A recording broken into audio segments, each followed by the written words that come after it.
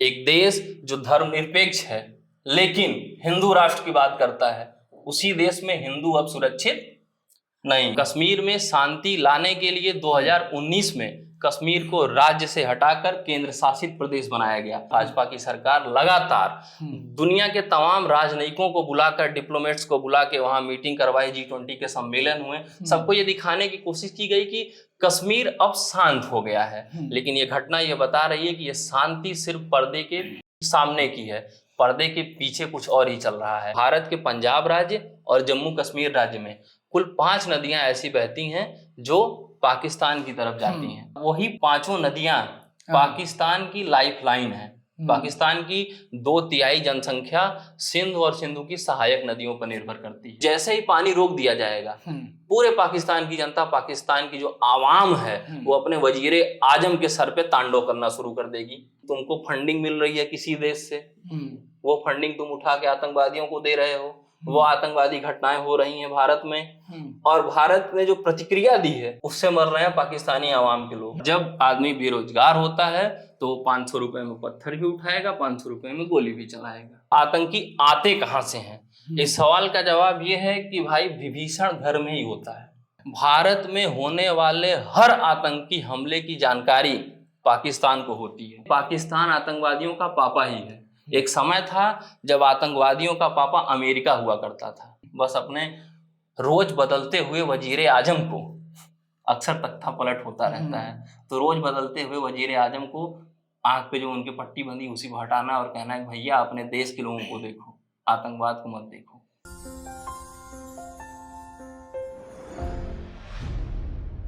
जय हिंद साथियों, मैं रवि कुमार, आप देख रहे हैं द सोशल डाइस। इस वक्त देश की लगभग 140 करोड़ जनसंख्या है, वो स्तब्ध है, मौन है, क्या बोले क्या लिखें, इसको लेके परेशान है।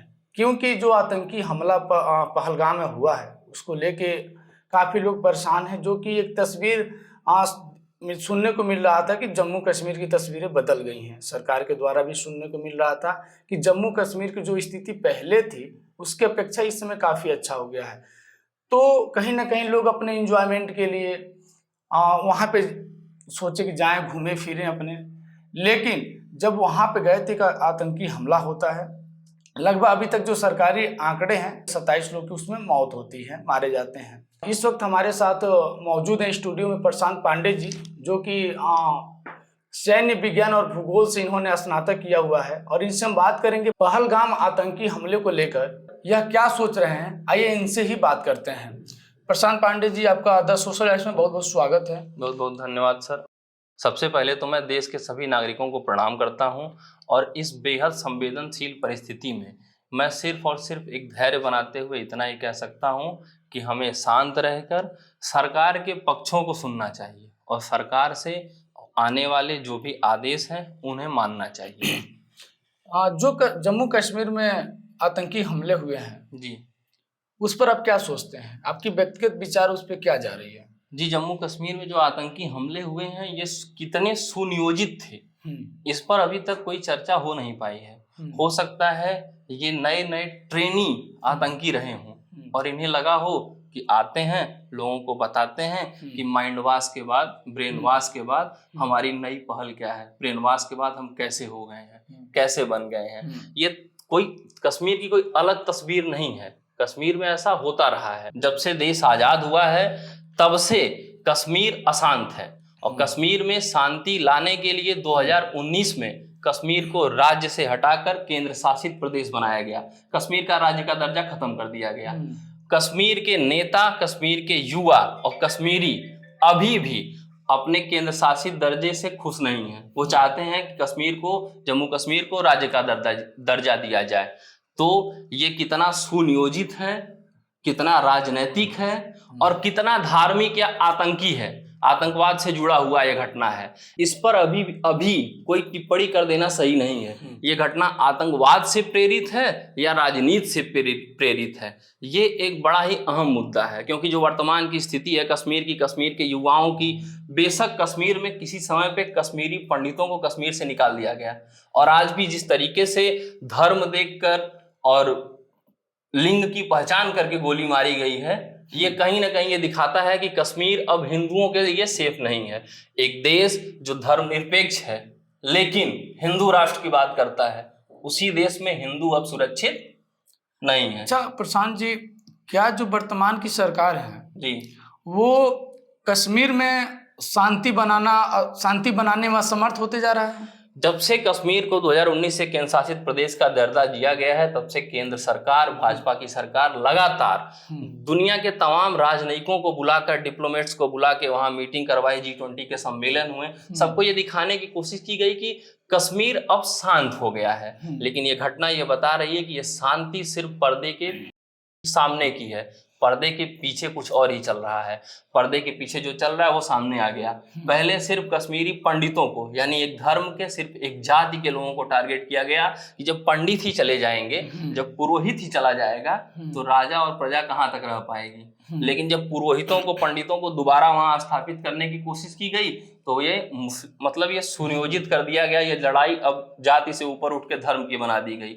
जो कहीं न कहीं जो दो देशों के प्रधानमंत्रियों के दिमाग में जो बात आई थी कि कश्मीर एक इम्पॉर्टेंट पार्ट हो सकता है मेरे देश का, वो अब लोगों के दिमाग तक पहुंच गई है। और लोगों के दिमाग तक पहुंचने का सबसे बड़ा जरिया रहा है आतंकवाद, ब्रेन वॉश करके युवाओं को। क्योंकि कश्मीर में कोई रोजगार है नहीं, कश्मीर के युवा जो भी, उनके पास कोई वहाँ फैक्ट्री लगी नहीं है, कोई वहाँ प्रोडक्शन का काम होता नहीं है।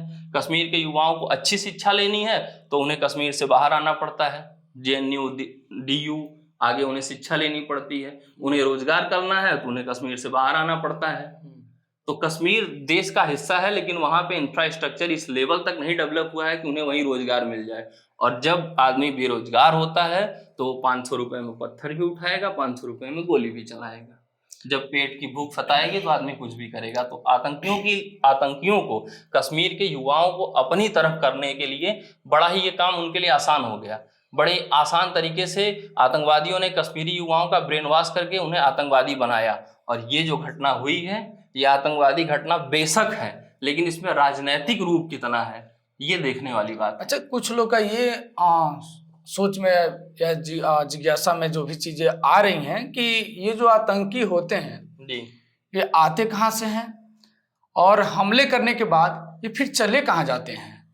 देखिए, जो आतंकी आते कहाँ से हैं, इस सवाल का जवाब ये है कि भाई विभीषण घर में ही होता है। विभीषण घर में ही होता है, बस उसे हवा देने के लिए कोई बाहर से आता है। तो आतंकवादी जो हैं स्थानीय स्तर पर ये कश्मीर के लोग ही हैं, कश्मीर के युवा, कश्मीर के अधेड़ उम्र के लोग, 30-35 साल के लोग, 40 साल के लोग, यही हैं आतंकवादी। इनका माइंड वॉश किया गया, इन्हें बताया गया कि भाई तुम्हारे पास रोजगार नहीं है, तुम्हारा परिवार मर रहा है दाने दाने के लिए, तुम मेरे साथ आओ।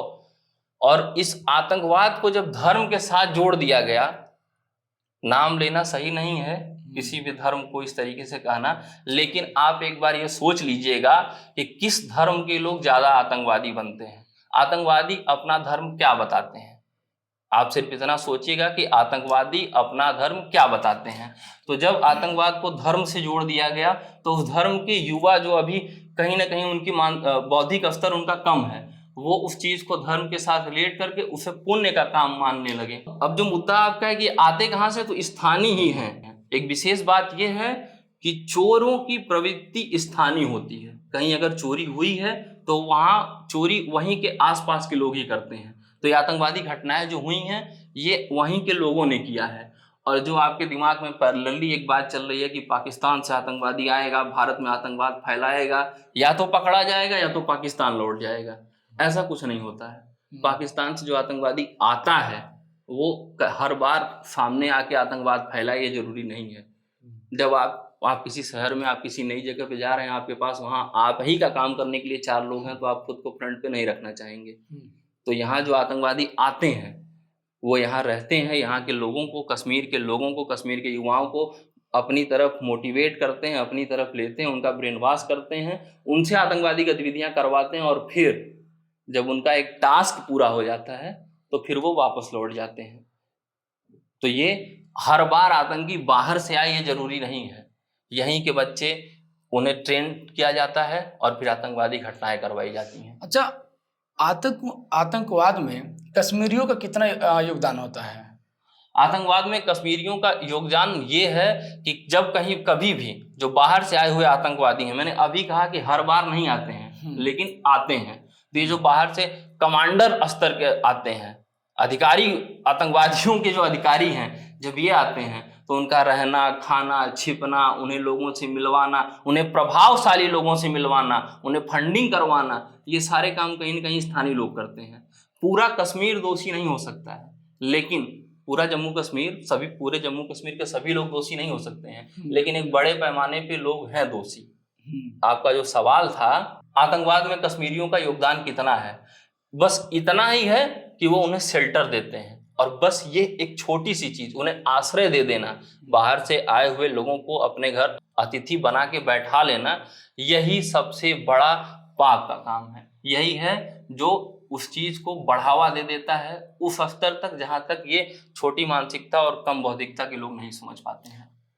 अच्छा, जो पहलगाम में जो आतंकी हमले हुए हैं जी, इसमें पाकिस्तान का क्या रोल हो सकता है, या रोल है तो कितना हो सकता है? भारत में होने वाले हर आतंकी हमले की जानकारी पाकिस्तान को होती है, चाहे हमला होने से पहले हो या चाहे हमला होने के बाद। हमला होने के बाद का क्या मतलब है, कई बार क्या होता है कि हीट ऑफ द मोमेंट कोई ऐसी सिचुएशन बनती है कि आप एक्शन ले लेते हैं, फिर आप घर जाके अपने बड़ों को बताते हैं कि पापा, मम्मी, चाचा, चाची, आज वहाँ लड़ाई हो गई, मेरी गलती नहीं थी या मेरी गलती थी, मैंने मारा।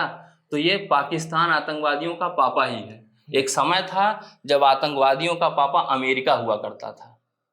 अमेरिका आज भी कई सारे देशों में अशांति का जरिया है, अशांति का कारण है। अब पाकिस्तान जो खुद दाने दाने के लिए मोहताज है, लेकिन वो आतंकवादियों का आज भी पापा बना बैठा है। तो ऐसा हो ही नहीं सकता है कि पाकिस्तान को इस घटना की जानकारी न हो। बिल्कुल है, 100% है। तो क्या लगता है ये जो पहलगाम में आतंकी हमले हुए हैं, इसकी मंजूरी कहीं ना कहीं पाकिस्तान दिया हुआ है?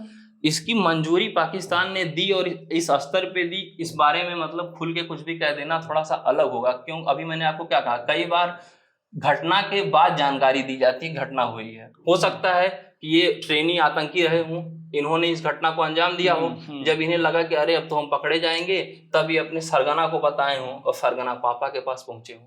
अच्छा, पत्रकार होने के नाते एक सवाल उठ रहे हैं हमारे मन में, ये चीज खटक रही थी जी, कि हम आपसे जिक्र कर ही ले। जब ये हमले होते हैं उसके अगले दिन जो गृह मंत्री हैं अमित शाह जी जाते हैं वहां पे, तो जब वो वहां जाते हैं तो रेड कारपेट होता है जी, उसको क्या वहां बिछाने की जरूरत थी? आप किसी के श्रद्धांजलि समारोह में गए हैं और आप अपने ठाट बाट के साथ गए हैं, आपका सवाल यही है। हाँ, तो क्या आपका वहाँ ठाट बाट मेंटेन होना जरूरी था? हाँ, वही चीज। देखिए, मैं सिर्फ इतना कहूंगा कि सामाजिकता के नजरिए से वो ठाट बाट कतई जरूरी नहीं था, लेकिन जो प्रोटोकॉल होते हैं बड़े बड़े नेताओं के, कि नेताजी जा रहे हैं, ट्रैफिक रोक दी जाए। नेता इस देश में जनता का, लोकतंत्र में नेता जनता का प्रतिनिधि होता है, और जब वो प्रतिनिधि जाता है तो जनता के लिए ट्रैफिक रोक दी जाती है। तो मैं इस पे ज्यादा टिप्पणी नहीं करूंगा, आगे आप समझदार हैं। प्रशांत पांडे जी, आप भूगोल के भी छात्र रह चुके हैं जी, तो आपसे हम ये जानना चाहेंगे, जो इस समय वर्तमान में नेशनल मीडिया पर हमने देखा कि जो यहाँ के प्रधानमंत्री हैं वो पाकिस्तान से, जो इंडिया से होके पाकिस्तान जो नदियाँ जाती हैं जी, तो रोकने की कोशिश किया जा रहा है। इनका ऐसा मानसिकता है कि पाकिस्तान में हम पानी नहीं जाने देंगे, इसके वजह से पाकिस्तान परेशान होगा। जी। तो क्या लगता है ये जो निर्णय है पानी रोकने वाला इंडिया का, ये सही है? देखिए, जम्मू कश्मीर और पंजाब जो भारत का हिस्सा है, पंजाब दो हैं, एक पाकिस्तान में पंजाब प्रांत है और एक भारत में पंजाब राज्य है। तो भारत के पंजाब राज्य और जम्मू कश्मीर राज्य में कुल 5 नदियां ऐसी बहती हैं जो पाकिस्तान की तरफ जाती हैं। वही 5 नदियां पाकिस्तान की लाइफलाइन है। पाकिस्तान की 2/3 जनसंख्या सिंध और सिंधु की सहायक नदियों पर निर्भर करती है। अच्छा, सतलज, झेलम, ब्यास, चिनाब, रावी, इन्हीं 5 नदियों पे पाकिस्तान की 2/3 जनसंख्या निर्भर करती है। और इन नदियों को लेके भारत और पाकिस्तान के बीच में ट्रीटी साइन हुई है, संधि की गई है कि इनमें से कुछ नदियों का पानी आप मैक्सिमम यूज करेंगे, हम मिनिमम यूज करेंगे, और कुछ नदियों का हम 70 या 30 का ऐसा रेशियो है, कुछ 70-30 का रेशियो है अलग अलग नदियों के लिए। किसी का 30% भारत यूज करेगा, किसी का 70% पाकिस्तान यूज करेगा। तो जब आप पानी रोक देंगे तो पानी रोक देने के बाद वहां का किसान मर गया, प्यास से वहां की जनता मरने लगेगी। अब इसमें बड़ी बात यह है कि जैसे ही आप पानी रोकेंगे वहां अशांति फैली। पाकिस्तान पहले से अशांत देश है, हमारे पास तो सिर्फ कुछ गिने अशांत राज्य हैं, वो तो पूरा पूरा देश ही अशांत है। लेकिन उस पूरे देश में जो शांति है वो पंजाब और सिंध प्रांतों में है। पंजाब, पाकिस्तान के पंजाब प्रांत में और सिंध प्रांत में थोड़ी शांति है बाकी पूरे देश की अपेक्षा। लेकिन जैसे ही आप पानी रोक देंगे वो देश भी अशांत हो जाएगा। तो भारत की ये टैक्टिस है, ये मानसिकता है, ये भारत चाहता है कि जैसे ही हम पानी रोक देंगे वहां अशांति फैल जाएगी। और जब अशांति फैलेगी तो जैसे आपके परिवार के लोग आपसे नाखुश होंगे तो अपनी नाराजगी जाहिर करेंगे कि आप ये गलत कर रहे हैं, मत करिए, देखिए पूरे परिवार को परेशानी हो रही है। तो जैसे ही पानी रोक दिया जाएगा पूरे पाकिस्तान की जनता, पाकिस्तान की जो आवाम है वो अपने वजीरे आजम के सर पे तांडव करना शुरू कर देगी कि भैया बहुत हो गया आतंकवाद, बंद करो, तुम्हारे खेल खेल के चक्कर में हम पिसते जा रहे हैं। तुमको फंडिंग मिल रही है किसी देश से, वो फंडिंग तुम उठा के आतंकवादियों को दे रहे हो, वो आतंकवादी घटनाएं हो रही हैं भारत में, और भारत ने जो प्रतिक्रिया दी है उससे मर रहा है लोग, उससे मर रहे हैं पाकिस्तानी आवाम के लोग, पाकिस्तानी आवाम उससे मर रही है।